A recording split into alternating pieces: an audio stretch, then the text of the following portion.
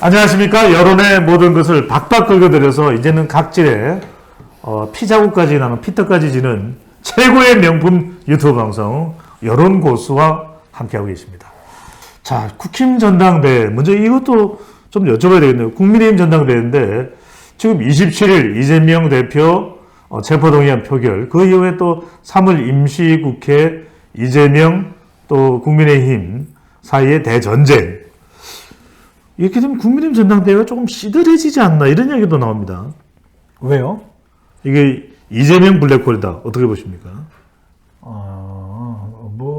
글쎄, 그것 때문에 이게 시들해진다? 그거는 네. 저는 잘 이해는 안 가요. 그렇지는 않을 것이다. 네. 아. 이거 나름대로 승부가 있는 거고. 그렇습니까? 저거 나름대로 승부가 네. 있는 건데, 오히려 지금 국민의힘 전당대회는 누가 승자가 될지, 누가 승자가 될지에 대해서 김기현 후보가 앞서 나가고 있다라고는 하지만, 예. 결선 투표가 생기면은 이게 막판 뒤집기가 있는 건 아니냐. 알 수가 없다?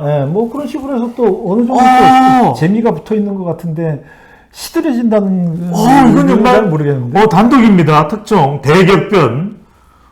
지금 홍영림 기자가 1위 주자가 당선자가 달라질 수도 있다. 아니, 그건 아니고. 네. 결선 투표 제도라는 게 네. 막판 뒤집기를 염두에 두고 만든 제도잖아요. 제도이기 때문에.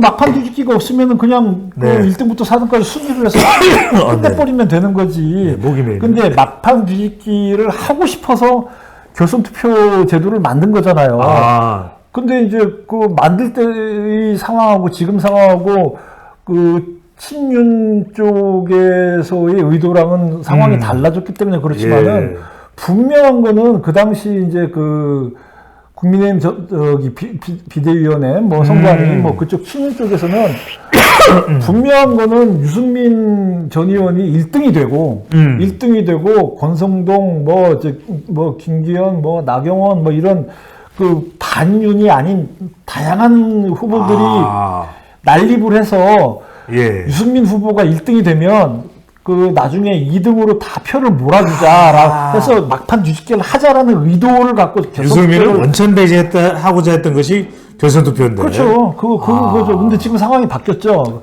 거꾸로 김기현 후보가 지금 선두에 있고 나머지 안철수, 천하람 이런 후보들이 2, 3등인데 그럼 그 후보들이 막판 뒤집기를 할 수 있냐? 그게 이제 관건이죠. 이게 그때 당헌 당규를 바꾸면서 단 한 번도 홍영림 기자에게 자문을 구하지 않았던 부작용이 일어나고 있다. 그거는 그때 상황은 또 유승민 전 의원에 대한 분위기가 이제 워낙 그런 분위기였고 그러니까 이제 그런 생각을 했을 것 같아요. 자, 그렇든 결선 투표는 가게 될 가능성이 높다 이렇게 보시는 거죠. 일단은 그런 생각이 들긴 하는데 그것도 또 반반이에요. 그래서 저는 반드시 간다 이렇게 요즘 종편이나 이런 데서는 대부분 다 반드시 간다 이렇게 얘기하는데 저는 반드시 반드시는 빼야 된다. 그거는 저는 한 반반으로 보고 있어요. 반반으로. 그래도 조금 100원이라도 더 베팅을 한다면 어디 쪽일까요? 51대 49로 51%로 할 가능성이 많죠. 결선 투표를. 결선 투표를요? 4명이라고 한다면은 기본적으로 4명 중에 1명이 50% 넘는 게 그렇게 쉬운 건 아니니까. 그렇군요. 3명 중에 1명이라면 모르겠으나. 이제 우리가 결선 투표 해설까지 준비를 해야 될 명분이 생겼네요. 그죠? 자, 그렇다면 결선 투표에 올라가는 주자입니다. 자, 김기현 안철수냐, 김기현 천하람이냐 어떻게 됩니까? 현재 여론조사나 아니면 컷오프 조사 순위로 봤을 때는 김기현 안철수로 봐야죠. 김기현 안철수. 친 이준석계의 바로 이른바 천아 용기는 좀 제한적이다. 좀 제한적이라면 뭐 때문에 좀 돌풍이 불던 것이 좀 더 확산되지 못하고 좀 바람이 그친다. 최근 들어서는 좀 바람이 서서히 좀 정체된다. 이런 이유는 뭘까요? 그게 거기까지가 한계죠.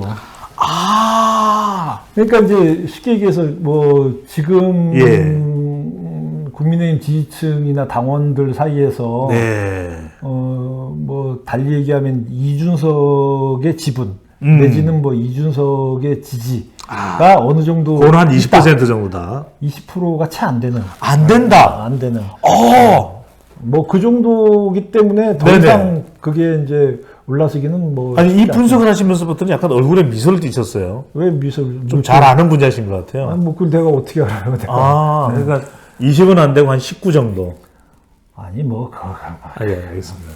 네. 자, 결선 투표는 김기현 대 안철수의 대결 가능성이 높다.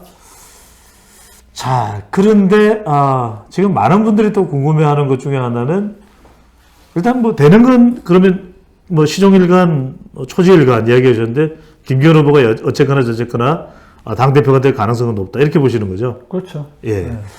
자, 당대표가 그렇다면 이제 궁금해지는 쪽은 이제 최고위원입니다. 왜냐하면 최고위원에서 과연 이 지도부를 견제할 수 있을 만한 이준석계 진입을 하느냐 못하느냐 한 명이라도. 자, 8명 중에서 이제 4명이 가려지는데 어떻습니까? 이준석계 단 한 명이라도 올라갈 수 있다 없다?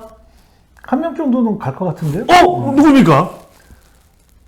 누구예요? 뭐 난 모르겠. 난 지금 누구라고 정해서 얘기하는 건 아니에요.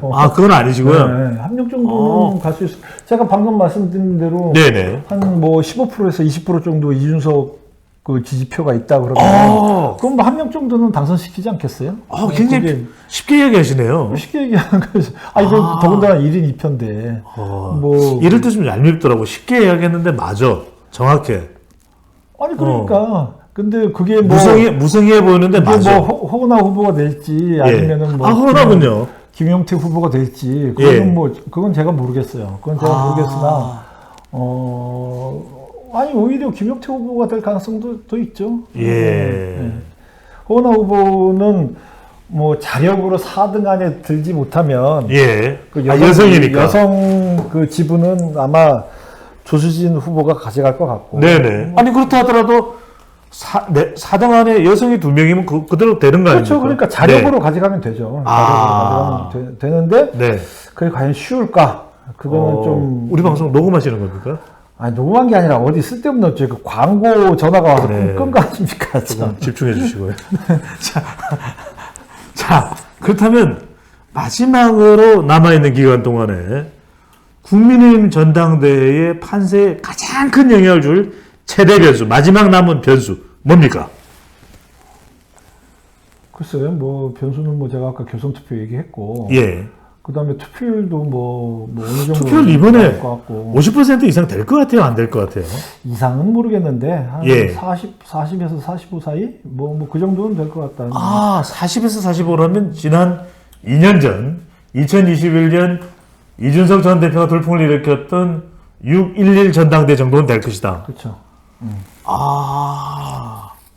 근데 그보다 그렇게 되면은 이 투표율이 높으면은 안철수 후보가 유리하다 이제 천하람 쪽도 유리하다. 그런 얘기 많이 했는데 천하람 안철수 두 후보가 지금 1차 투표 본 경선 1차 투표에서 시소 게임으로 서로 표를 나눠 먹고 있기 때문에 그래서 이 투표율 높은 게 그렇게 두 사람한테 어느 한 사람으로 치중해서 가지는 않을 것 같아요. 이게 이제 전당대회니까 데이터도 중요합니다만, 이른바, 정치적인, 합종 연행, 우리가 연대 이야기를 많이 하는데, 왜 연대 이야기만 할까요? 다른 대학도 있는데. 자, 하여튼, 이 천하람 후보와 안철수 후보 사이에 연대를 놓고 천안연대 이야기를 많이 하는데, 문 기자님 천안 또 자주 가시잖아요.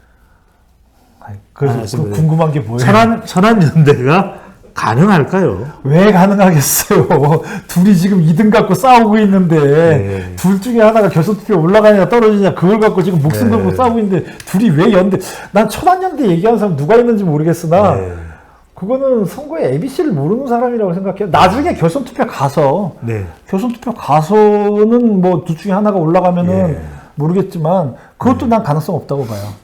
오늘은 제가 그렇게 지각한 것도 아닌데 좀 화를 많이 내시는 것 같아요. 아니 그게 아니라 천안연대가 왜 이루어지겠냐 이거지. 알겠습니다. 천안에 자주 가는 효자, 대한민국 최고의 저널리즘 분석 대기자 홍영민 기자와 함께했습니다. 감사합니다. 예. 최종찬입니다.